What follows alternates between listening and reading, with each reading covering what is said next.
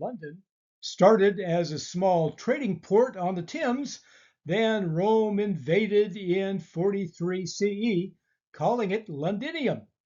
They had their normal rule by terror, turned Londinium into a trading center, then marched out to defend Rome in 410, leaving the native Celts and Saxon mercenaries.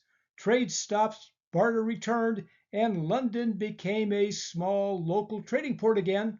Angles and Saxons invaded, killing Celts or causing them to flee or be assimilated. The Vikings raided, traded, and settled in England.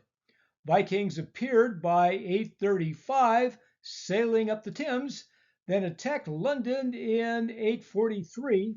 England was split between Saxons like Alfred the Great and Vikings like King Canute, based on the Danelaw. Vikings proved self-sufficient for food, eating fish, including cod, herring, and salmon, other meats, grains, daily veggies, and fruits. They would preserve meat by drying, smoking, or salting. Dried cod was a staple that they ate and traded. The Viking French Normans attacked England at Hastings and over a couple of decades conquered most of Britain. William was perpetually short of cash and sold benefits to the burgesses of London. These citizens had a better chance of making economic riches, interrupted by sundry wars like King Stephen versus Empress Matilda. The 13th century was generally prosperous.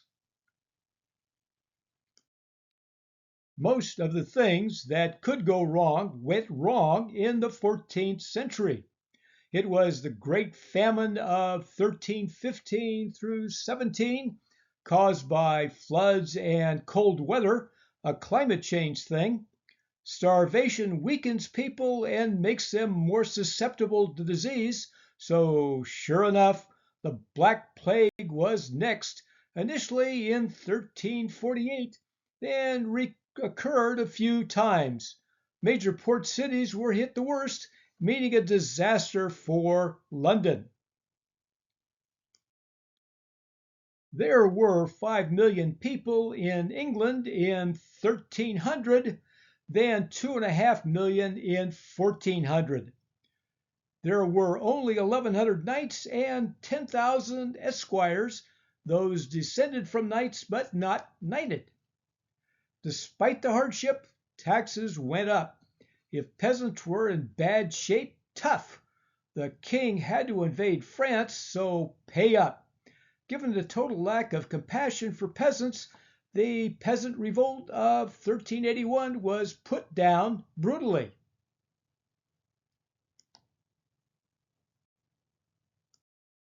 One way for peasants to get out of the yoke of feudalism was to flee to London.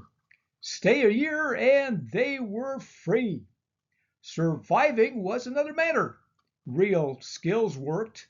A blacksmith or metalworker had opportunities. There was day work and alms from the church.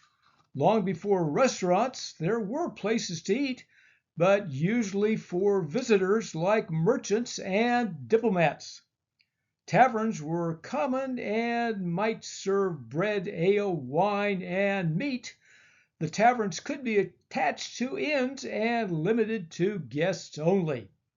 Public cookhouses on the waterfront could serve fried fish and boiled foods. Not a great life, but less feudal.